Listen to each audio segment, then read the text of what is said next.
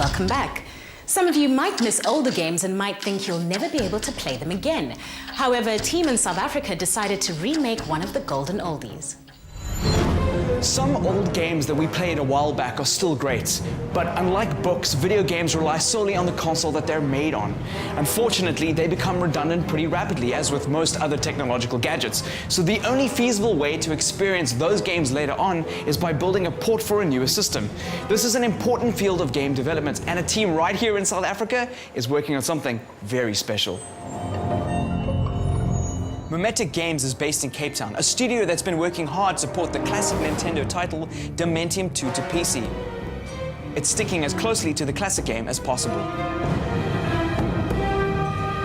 The basics of porting a game is taking the existing code and the existing graphics and all the audio assets and everything else that you used on the original game, and then basically pulling it apart and putting it back together to work on a different device. It depends on the device, because some devices are very compatible with each other and some aren't. The original brief was that we were to do a straight port, but because of the fact that we were basically taking a tiny handheld device and now making high-definition graphics for the PC, as the project went along, we were actually quite sort of interested in adding a couple of additional features to the game, just little dimensions. So here and there, we've added new creatures. We've added a lot of new artwork. Because it's a more visual environment, because it's a more immersive space, there's a lot of opportunity to put little details in. Making a game is no easy task, especially making a faithful replica of a previous title and marketing it to a new generation. A keen understanding of game design, game mechanics, and gameplay are essential.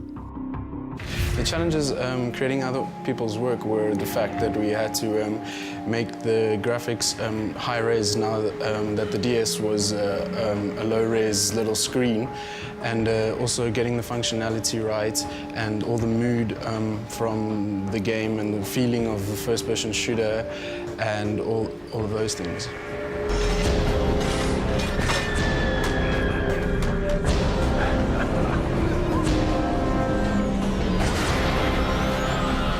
The most rewarding part is actually seeing the game develop and actually grow, and seeing each aspect come to life and you know, getting it right. So from testing the functionality and the guns and seeing the weapons incorporated and seeing how great the enemies actually are working, and you know, getting the levels right and the mooding just right, the lighting and the feeling.